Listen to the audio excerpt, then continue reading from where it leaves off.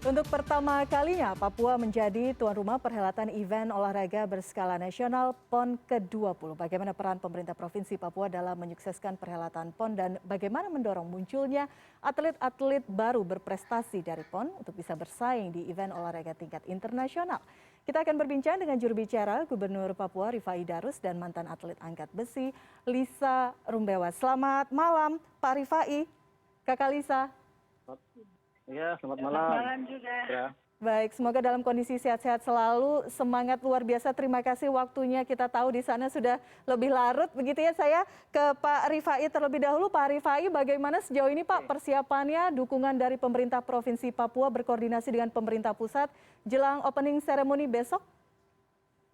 Ya, terima kasih Pak Elvira.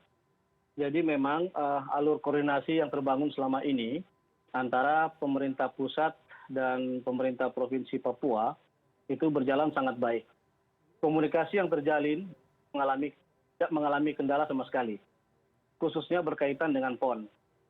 Pada tahun 2021, betapa seriusnya pemerintah pusat yang dipimpin oleh Bapak Joko Widodo mendelegasikan tugas-tugasnya kepada para jajaran menteri di Kabinet Indonesia Maju ini untuk silih berganti dan hadir di Provinsi Papua untuk memastikan bahwa PON ini harus berjalan dengan sukses.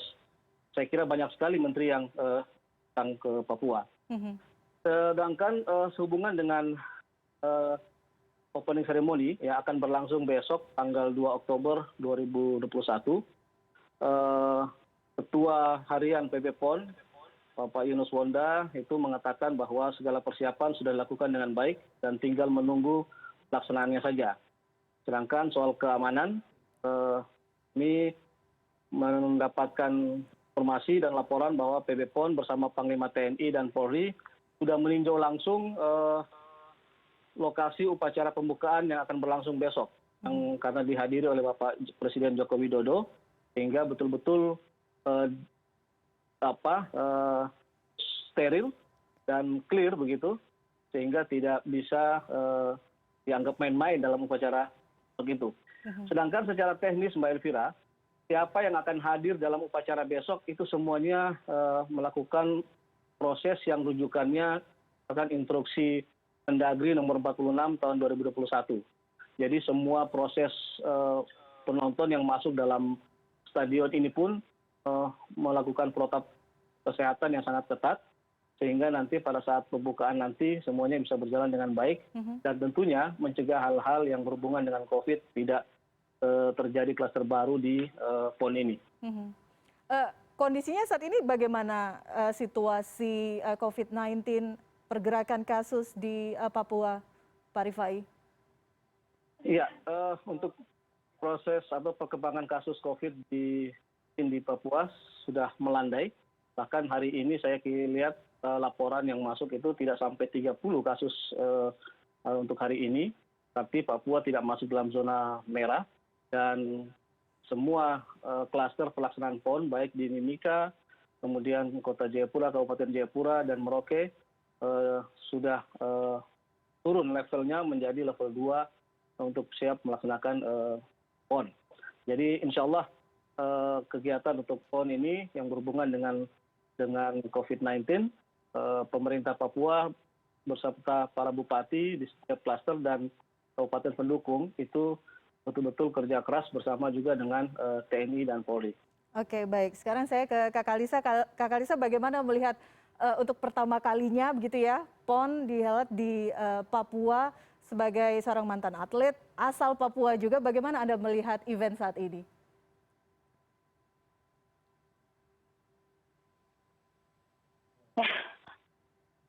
Ya saya juga ya kalau mau bilang supaya kalau buat saya tuh ya kalau mengenai PON di Papua ini juga ya senang bisa ada PON di Papua sini dan juga saya juga tidak bisa tiba-tiba dipilih juga untuk saya ikut di dalam PON untuk ikut pegang bendera sama teman-teman yang lain untuk nanti untuk ini ya mulai. Mhm. pembukaan PON ini. Mhm. Bagaimana menurut Kakak Lisa, PON yang berlangsung di Papua ini memang akhirnya bisa menambah semangat junior-junior Kakak Lisa yang berasal dari Papua? Iya betul, itu betul PON ini nggak bisa di sini karena untuk bisa itu betul untuk bisa kasih semangat untuk artis-artis, untuk mereka mendorong mereka untuk semangat untuk berjuang, untuk Mhm. mengikuti PON ini. Kita berhasil dengan berjuang untuk berhasil ya berprestasi ya bahwa Papua ini semua dengan baik. Mhm. Baik. Tadi Kakak Lisa disampaikan Pak Rifai, saat ini kondisi COVID-19 cukup landai di Papua di tengah pagelaran PON ini di sana. Tapi menurut Anda saat ini bagaimana potensi resiko yang bisa saja dihadapi atlet karena harus melakukan pertandingan di tengah pandemi? Amin.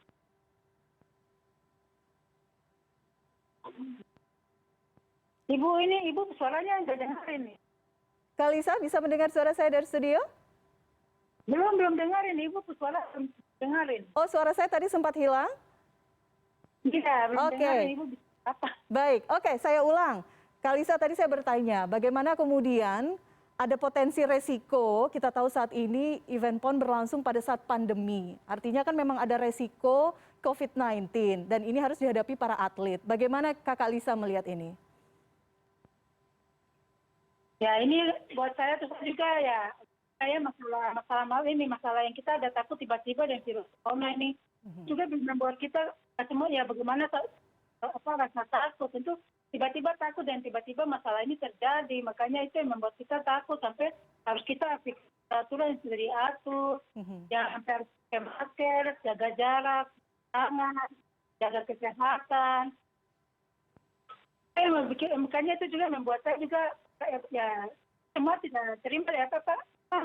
Karena ya putus asa kecewa dengan terjadi masalah itu tidak terjadi. Jadi kita juga kita dulu begitu apa bisa terjadi masalah itu dari luar negeri sampai termasuk kita juga. Itu membuatnya juga tidak senang dengan masalah itu.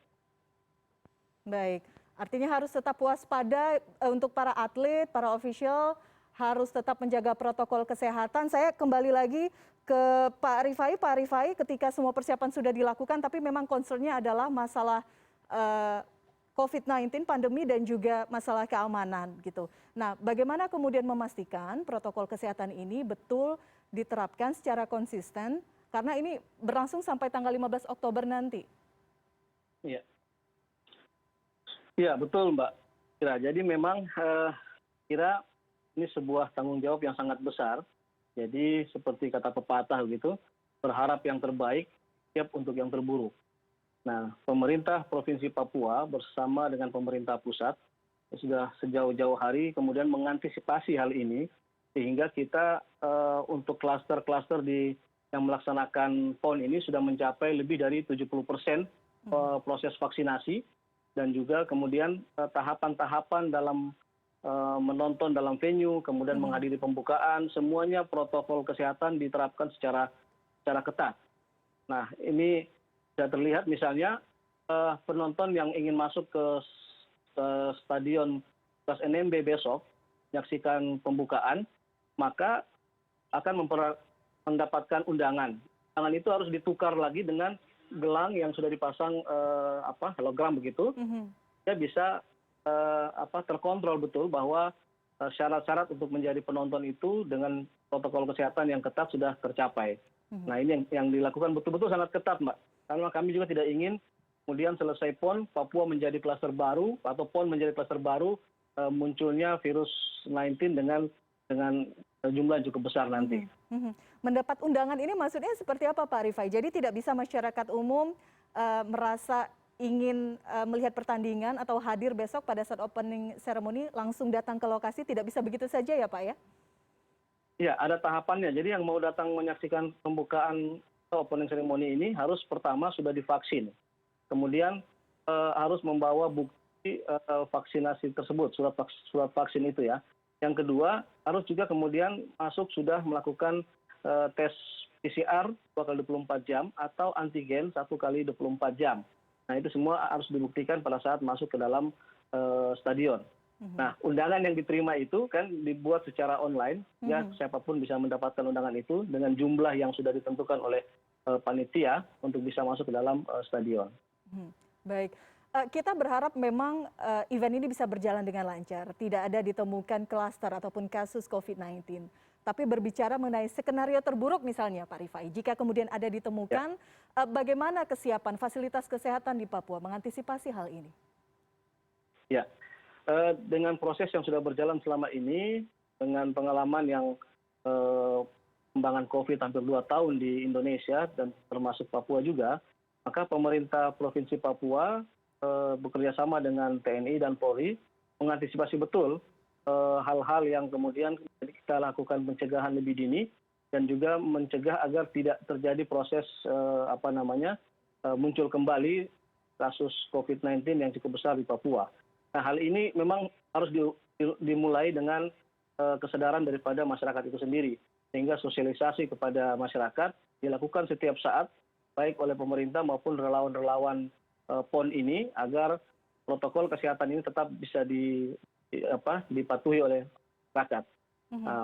Samping itu pemerintah Papua dengan Kota Jayapura, Kabupaten Jayapura dan 4 klaster pun sudah menyiapkan rumah sakit tahapan-tahapan lanjut untuk persiapan kalau misalnya terjadi hal-hal yang buruk atau yang tidak kita inginkan gitu Mbak.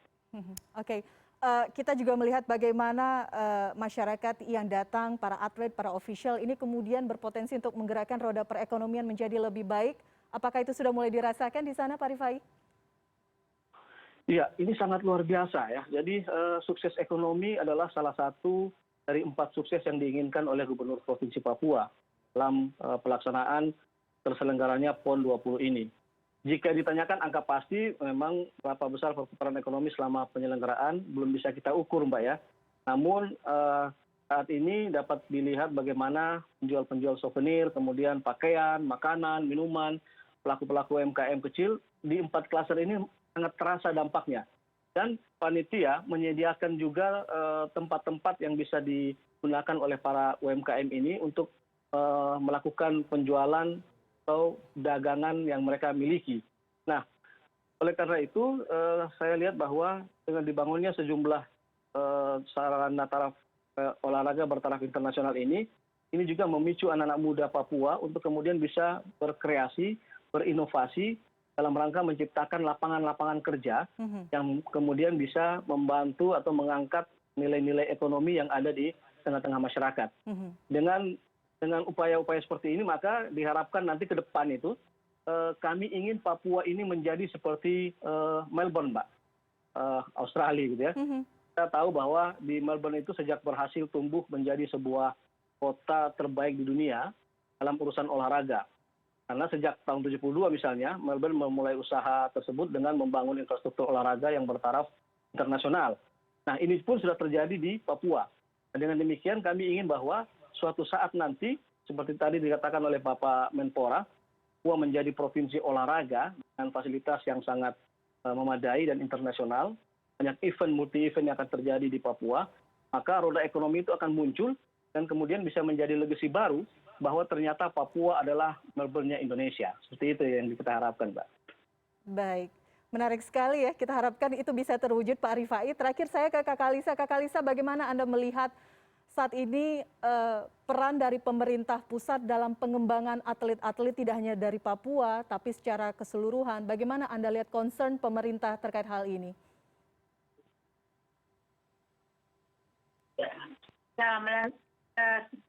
Ya seperti yang Ibu tanya, ya buat saya itu bagus. Sudah bagus Ibu. Sudah bagus saat ini berarti. Dan apakah perlu ditingkatkan? Atau mungkin ada yang harus lebih diperhatikan lagi? Ya